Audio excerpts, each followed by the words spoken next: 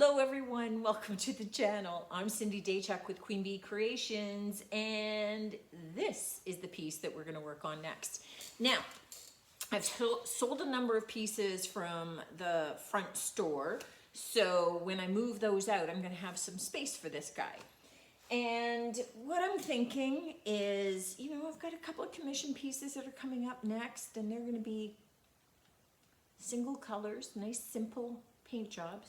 So we're going to go a little bit fun with this one. And in fact, we're going to go a little jungle themed. We're going to use the bungalow transfer, which is all parrots and monkeys and ferns and things. Because you know what? Why not? Why not? If I don't, you never will. So what I will be doing, I have to wipe it all down still. I have to clean it all up. But I'm going to make it so that it's more of a bookshelf as opposed to, you could still use it as a display cabinet, but I'm going to get rid of the fretwork. So this stuff, this wooden inlay is the fretwork. And it dates the piece a little bit, but it also prevents us seeing in. And this back is where I'm going to put a lot of the transfer. So I want you to be able to see that. I'm going to keep the inside, my plan right now is I'm going to keep the inside natural wood except for the back. We're going to paint that out so that the transfers stand out a little bit more. Leave the rest natural wood. There are 2 shells that go across it, and then we'll paint the outside. Don't know if I'm doing transfers on the outside or not. We'll see how that goes. But what I do need to do is get it all cleaned up. I've checked the back. It does not remove easily. Some of these pieces, the back is just one solid piece. It's nailed on. You can pop it all out. This one has over pieces nailed over top of it. Structurally, it's going to be a headache to remove it. It would have been so much easier for me if I could have. Just so much easier to be able to paint and do the transfers on the floor and then just nail it back up there. But structurally, it's going to be problematic. I'd end up probably wrecking this wood, have to replace it, adds to the expense, all that kind of stuff. So I'm just going to suck it up and I'm going to paint it inside there and do all the transfers inside it, which shouldn't be a problem beyond, I just have to be that much more careful when I paint as opposed to just on the floor. But, I think a fun finish is called for, and if I own it a little bit longer in the shop to display stuff in the store, so be it, so be it. So I'm going to get that done. To remove the fretwork, there's always little pieces of edging, little pieces called quarter round. This piece was already out. I didn't remove it. It had already fallen out. So I will be carefully removing this by taking a little palette knife, popping it under there, slowly prying out the nails. There's always little tiny nails that are holding it in. It's what's holding the fretwork in place. It's also what's holding the glass in place. So as I remove it, I have to be careful that the glass doesn't, 1, crack, 2, fall out. And then when I replace this, and I'll probably just paint it with the glass in place, once I've got the glass out, why not? Probably paint it with the glass out, because once I've got it removed, I'd paint it in place if I didn't have the fretwork to take out. Once I've got it out, I might as well just paint it without it and then pop it in at the very end. So yeah, I just have to be careful with that and put the glass somewhere in the shop that I don't break it. That was my hesitation. It's really busy and crowded in here. So I'm going to get cleaning. I'm going to get this taken apart, and then we'll come back when I start to have a plan for there. I don't necessarily have a plan for the outside color yet, and whether I'm doing more than one. I think I want to get the jungle in first and see how busy that looks. Okay, that sounds like a plan. Let's do that. I've got this all clean. This window glass, I ended up leaving in. I took off, we already had the bottom edge was out. I took off this quarter round and I managed to slide out the fret. So I just gently nailed these pieces back in. One, because then I know where the glass is and I'm not gonna lose it or break it in the shop. But also, I gotta tell you, I have a hard time putting that quarter round back in and tapping those little nails in and not shattering the glass. So if I only had to do 2 of them instead of 4, I think my odds were better. So it's back in there.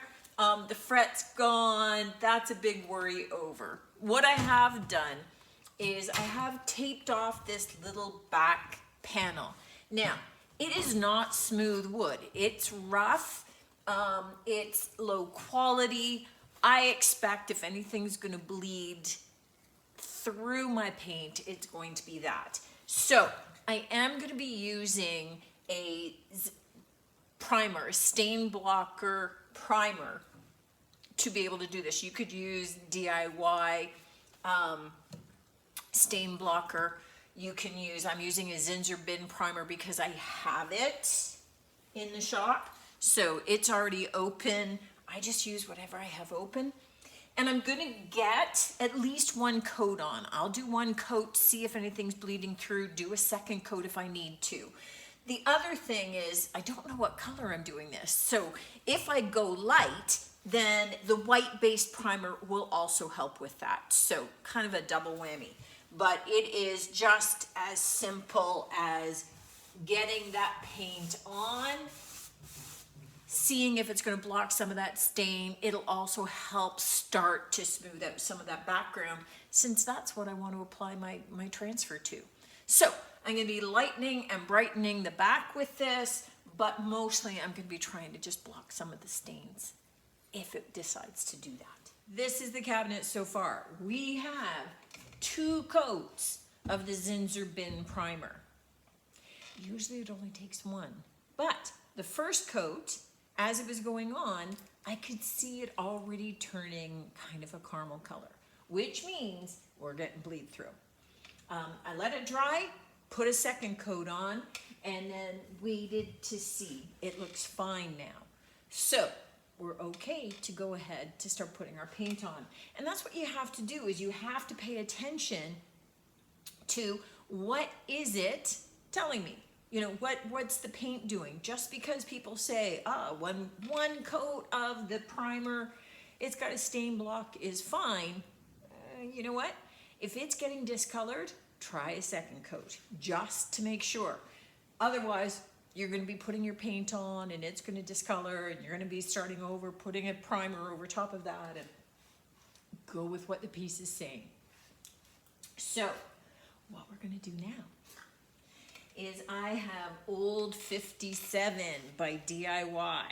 This nice, light, bright turquoise. And we are going to put 2 coats on this. So we're definitely going fun, and we're definitely going funky with this old piece. And you know what? There's nothing wrong with that.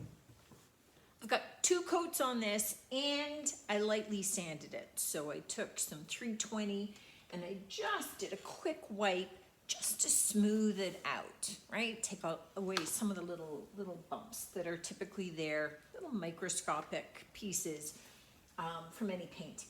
So what I want to do is I want to seal it. So I'm going to take, now I'm taking liquid patina instead of Big Top, only because this is what I have open. Rather than opening the Big Top, I could be selling it instead. I'm just using what I got. I am choosing to use this instead of a wax because I know that I want to put transfers on. And I can do transfers over wax, but it has to be really, really dry. So I need to let it cure for probably a week to ensure that none of the transfers are going to lift off or that they're going to peel the paint off or anything like that. So I want to get this done quick. So this is what I'm doing. So I'm just going to be using a sponge brush to be able to apply one single coat on this, let it dry before I apply the transfers. The other thing that I'm going to do is I am going to apply one light base coat of the same color, the old 57, to the entire exterior of this piece. So, I know, it's gonna be bright. I'm gonna be doing other colors on this, so it's not gonna be just exactly the same. I'm just using the same color as the base coat, but just so that you know, we are gonna paint all that exterior that color. I'm not painting any more of the interior, I'm leaving the plain wood, and so the shelves, I was gonna say drawers, the shelves are gonna be brown, and all the interior of the cabinet on the bottom is also going to be the natural wood brown as well. So when you next come back, we'll be ready. This will be dry and we'll be ready to do our transfer on. It's gonna be so fun, it's gonna be so cool. Okay, I'm very excited about that. So I need to get this on to be able to get that done. I have my dry top coat on here, which just as well helps the transfers to be able to stick and to attach on. They really like a slick surface. So when you can accommodate, why not? I have my rough coat on, so it doesn't look pretty. It's not meant to. It's just doing its thing. It gives you an idea of where you're going. It serves as a quick base. It adheres, lets your other paint stick more easily. It's all good. Now, I want to add my transfers on the inside. I'm not sure really about what's happening on the outside, but if I have the transfers already on in the inside, it will give me a better idea of where to go with the outside. Whether I want to do multiple colors, whether I want to do just one single color, and just distressed and let all of the party be happening in here. I don't know yet. So we'll do the part that we know is going to be busy and we'll take it from there. So I'm not sure how well I'm going to be able to show you what's happening in there. The transfers are pretty easy to apply. I'm going to have to be cutting mine apart. This particular one, which is Bungalow, comes with 8 sheets. They actually all attach together. If you want to use them all together, it creates one picture. They also have one focal object, like a bird or a monkey or cheetah or something. So they all also kind of work this way, they work this way, whichever way you want to go. But because they've got one big focal, you can use one panel on its own and the picture seems complete. So I have to take a look at, if you look at 2 sheets high, right? It's going to be more than 2 sheets across. So I have to do a little figuring. What I will probably do is 2 sheets up on either side, and then I will look at remaining transfers to kind of do my filler in the middle. So I'll definitely have it all going up high. I want to have plain space in the middle, so I want it to look like we're peeking through, so that we've got a little bit of, what's called in the art world white space, that it's not all top to bottom filled. But I'm going to have to kind of look and see which ones make sense and how I'm going to work it. So I'm going to do that and take you in closer and we'll see how this goes.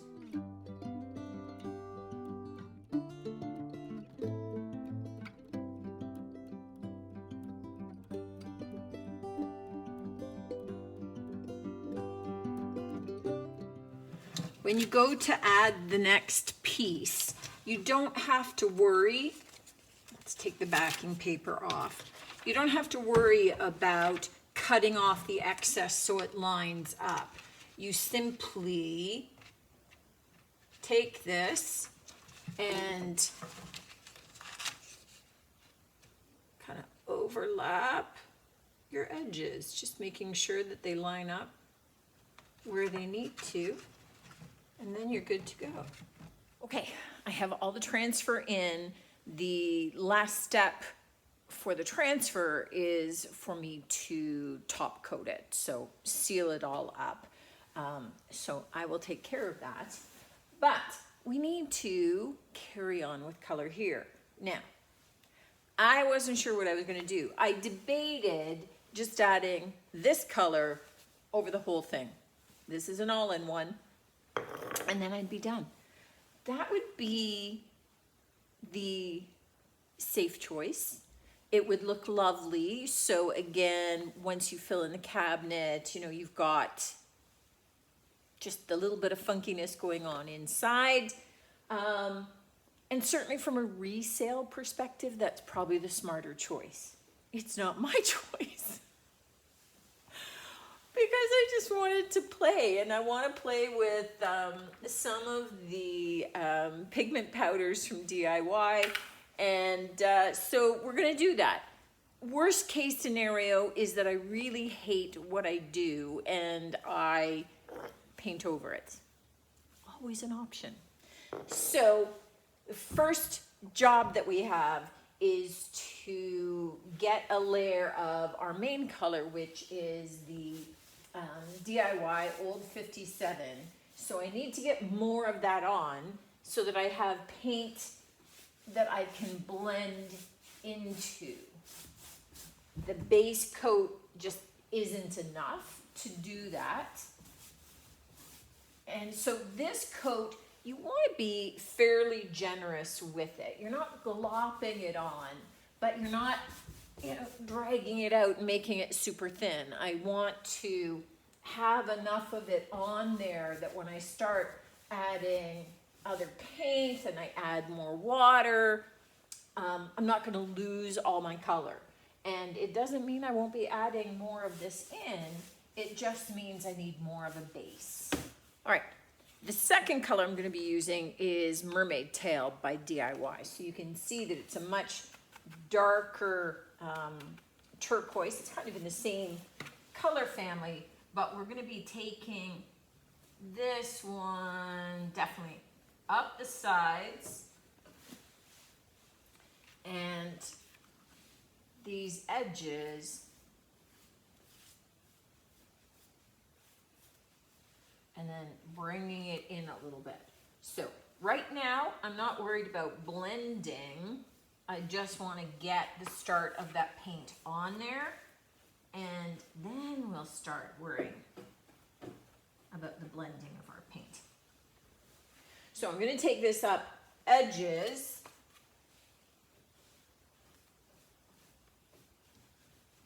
and then we'll start pulling it in toward the center. The other color that I've got is Bohemian Blue, which is a really dark, deep, rich teal color. So you can start to see, even as I spread it out, that it's got that dark teal and it's got kind of a green base to it. So as we start to add green, and I'm just going to be adding it in sections. Just, I've got a really fine, well, not fine, but it's a French tip. And I'm going to be adding it kind of in a lot of the creases just here and there. So now I am taking my mister. Okay, stop. It just keeps going. And I have some plain blending brushes here. So I'm going to take this clean brush up first and taking it across and pulling some of those colors up. And this is when I still have some of that wetness. And I'm just combining those colors so that I don't have such a harsh start-stop line. And as I get color on it, I can pull that into the center because I don't want it to be so clean. And when I get too much, I just wipe it off on my drop cloth. That's what it's for.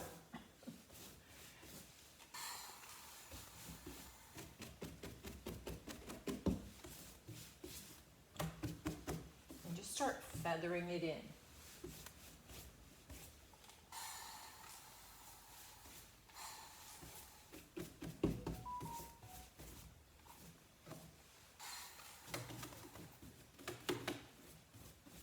This is the piece so far. It's pretty much done, but I have some little touches that I want to add to it. So I have some water, I have some little brushes, and I just have a chip brush to use for blending. And what I'm going to be using are the pigment powders from DIY. What I want to do is to add in some touches of the greens and the yellows that we see on the transfers. So these are, don't knock these over. This stuff would go everywhere, and it would just completely color your rug in no time at all. So I like to just top some out into the lid. So I'm going to do that with my 3 colors.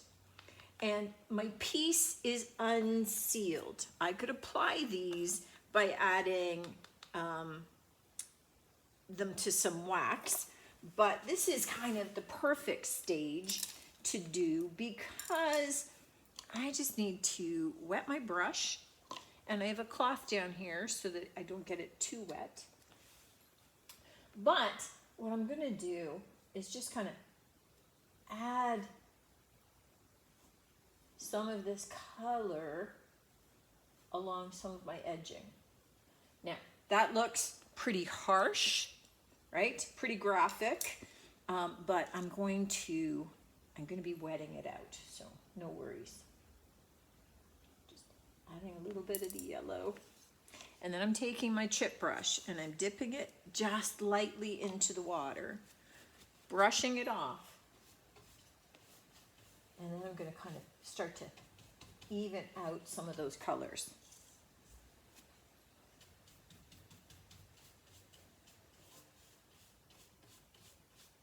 And if you're afraid of getting it more than you want right from the get-go, you can wet your piece first and then apply your color. Right? So meaning I could take my water, wet down my piece, and then I could add some of those colors, and then they'll spread out even more. So I'm just looking at a lot of the edging and those kinds of things, just adding in just little bits and touches of this. I'm taking the blue up along those edges and then kind of merging it in a little bit, just so there's a little bit more definition in those. So I'm just kind of going with, I was going to say whatever works, but it's really whatever the heck I feel like.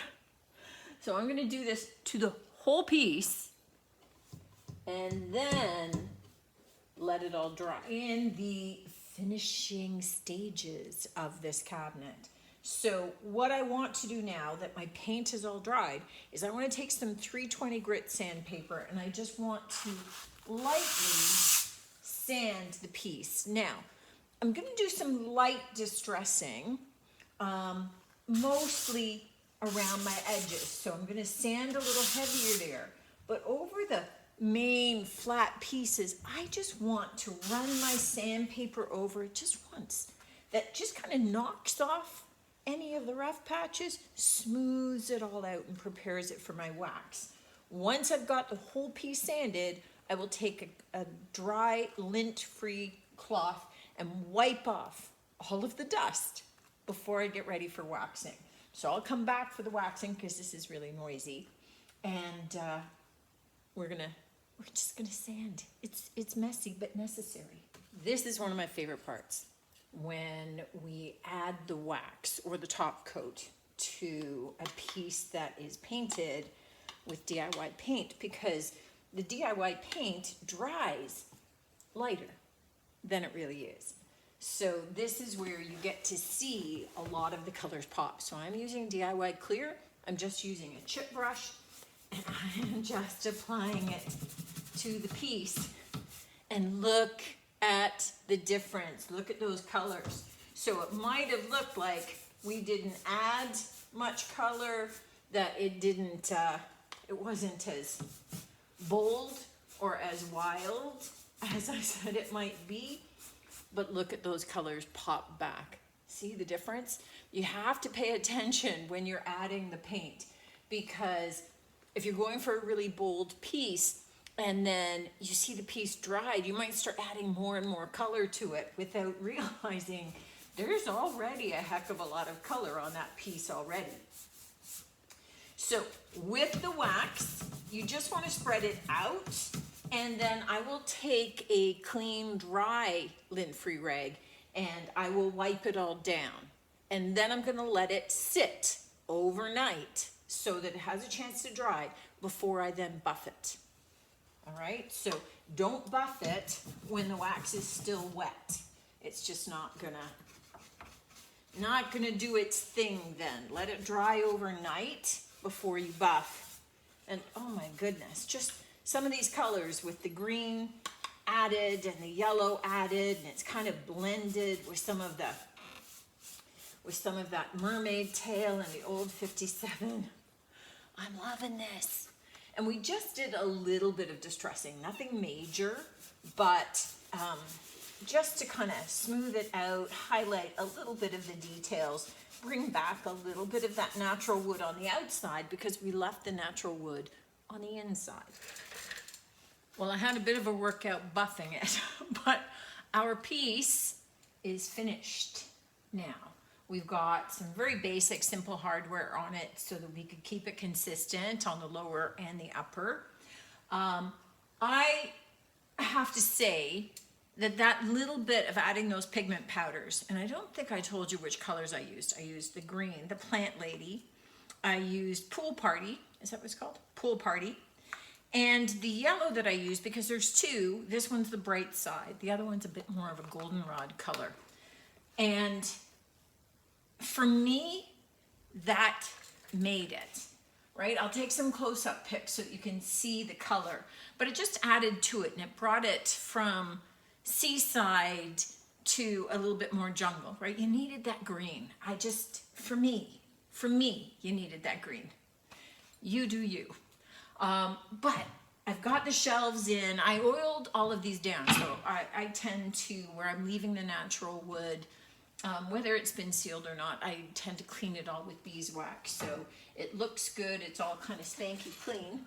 I think maybe I'm missing a peg over on this side, so I'll have to, no, maybe they just got it in awkward. Okay, I'll double check. Anyway, I love this. I love having kind of that pop of the jungle on the inside. Makes it a little bit more fun.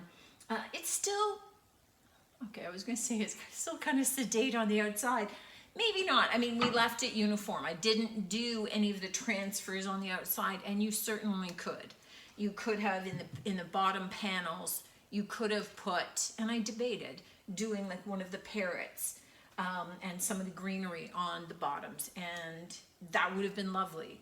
I just decided that I would keep it on the inside rather than also putting it on the outside, mostly because of potential resale.